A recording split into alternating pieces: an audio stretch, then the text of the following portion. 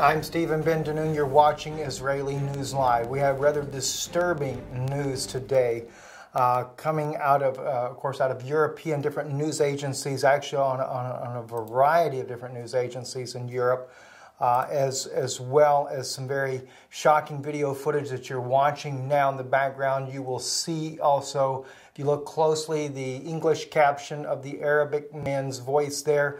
What you are looking at right now is, according to the video and according to and I'm actually using an article from International Business Times that posted the video as well. They had copied it and posted it on their website. This is allegedly 2 Russian spies that entered into Syria, and the jihadists, the ISIS group jihadists there, are about to have the man executed. And the sad thing is they're going to use a child to do the execution. It just goes to show how low and how evil and how wicked the Islamic regime is. This group ISIS here, and allowing and it's estimated the boy is about 10 years of age that carries out the execution. The video was titled "Uncovering an Enemy Within." The 7 minutes of footage released by ISIS propaganda machine Al Hayat Media begins by showing the separate confessions of 2 Russian-speaking men addressing the camera. The 2 claim they infiltrated ISIS to gather information for Russian intelligence agency, the Federal Security Service. One says he was tasked with killing a leading Islamic figure. The last segment of the video, filmed outdoors, the 2 men are seen kneeling while behind them stands a jihad fighter flanked by an armed child. The gunman says the 2 are to be executed as spies and pushes the child forward. Then the boy appears to carry out the killings with 2 close-range shots to the men's heads, shortly followed by another 2 couple degree shots as well. So, rather, as I said, very, very shocking indeed. The video that you're seeing here, you will not be seeing the actual execution itself. They do show a photo afterwards. The boy is with his hands up, rejoicing over the death of these 2 men. So it's very sad indeed to see that youth are exposed to such violence and such extremism. So very, very, very, very distasteful and quite just quite barbaric, as we find from the Islamic regimes, the jihadists around the world. It is more things that will be going on continuously. There's a lot of security being beefed up around Europe. According to different news articles coming out as well, Prime Minister Netanyahu has asked all Jews from all over the world to return to their homeland, back to Israel.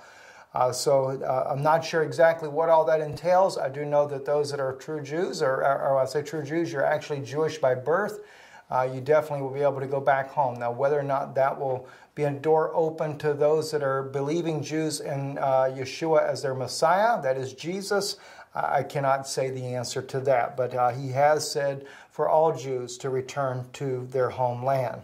And other news as well. Let me bring you another interesting report here real quick. Russian reaction to the EU's counter-propaganda channel hints at fear, according to the article posted here in the Moscow Times. Very interesting article, I might add. It says Russian foreign minister slammed the European Union's plan to create a Russian-language television channel in Europe as an attack on free speech, an official reaction that analysis says was tinged with insecurity. We've always taken a positive position on the freedom of speech, but the EU plans for creating a kind of counter-propaganda channel can hardly correspond to the concept of free speech. Russia's Deputy Foreign Minister Alexander Mishkov said Monday in comments carried by state news agency TASS. The creation of the channel, an initiative that has so far gained the support of Latvia, Britain, Denmark, Estonia, Lithuania, is set to be discussed at the meeting of the EU foreign ministers on January 19th. Slovenia's Foreign Minister Edgars Rinkēvičs announced a project in an interview with BuzzFeed in late December, saying the channel would offer very factually accurate news to counterbalance the news offered by Russian television, which he described as very aggressive and what can no longer be considered normal news or normal journalism, more information warfare and propaganda. Well, you know, in something like this, it is kind of obvious it's very much a bias and it's very much a propaganda machine. I have to agree with the Russians on this here because they're making it quite clear. I mean, this again is going to be an EU-ran television station. They may put it in a private atmosphere, but it will be EU-ran. And of course, Russia, just as Israel, is biased about their own people and in their own country and their own welfare. So yes, there is a bias there, just like the EU is biased about the EU, the United States is biased about the United States. So quite frankly, I can understand the Russian president and of course the prime minister there being upset about this idea and it being used as a propaganda machine to the eastern states in East Europe. And of course, with the power to be able to broadcast to all the former Soviet states as well. So it definitely, no doubt, will be a propaganda machine. Also, just to bring to your attention there, those that died in the newspaper attack in France,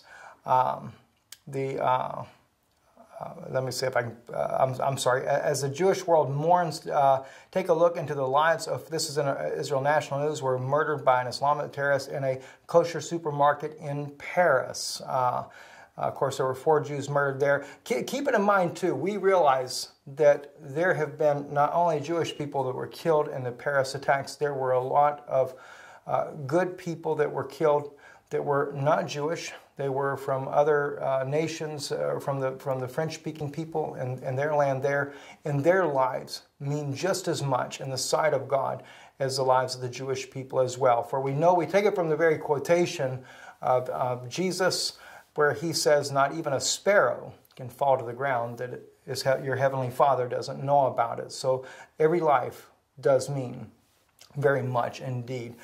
In this particular case here, we're just quoting from the Israel National News. They're highlighting the 4 Jewish people that were killed in the massacre of the kosher store there, and it is obvious in both cases. Even at the news, the news reporting place there, Hebbo, at his place, as well as at the kosher deli there, the target was to try to kill Jews. I mean, naturally, in a news place, you're not going to have as many, you won't have the number, or you'll have more of a mixed group in there, not just Jews, because it is a news printing company there. So therefore, the news company there will have a multitude of workers there, and unfortunately, they died right along with their Jewish friends there, and no doubt were close people and close with each other as well. Anyhow, just topping this out though in the article here, Johan Cohen, who was age 20, who died in the days before his death, Cohen joined millions of other Facebook users in posting, Je suis Charlie, I am Charlie, on this page and homepage to the 12 people murdered in last Wednesday's bloody attack by jihadists on the satirical weekly Charlie Hebdo site there. 2 days after the strike, Cohen was among those killed in the assault on the kosher supermarket. Very sad to hear that. Yoav Hatab, a student pursuing his education in Paris and the son of Tunisia's chief rabbi, Hatab was sent to France by his parents on the belief that life for a Jew would be safer there than in Tunisia. Heroically, he tried to disarm Kalabali when he burst into the store, but after a brief struggle in which he was unable to take away the terrorist's gun, he was shot in the head, becoming the first of the 4 victims. Initial reports suggest that Cohen was likely the one who tried to disarm the terrorist, but it appears that it was Hatab instead. Also, and I'm not reading the full articles, we'll post this on our Facebook page where you can see this as well. Francos Michel Saadad, Was born in Tunisia. He is 63, was retired senior manager and a father of 2, both of whom live in Israel. Saad had planned on visiting the Venice this week to celebrate his wife's 60th birthday. He was an extremely upright man who led his life for the happiness of his family, who never made a fuss, and an exemplary husband and dad, one of his friends said about him.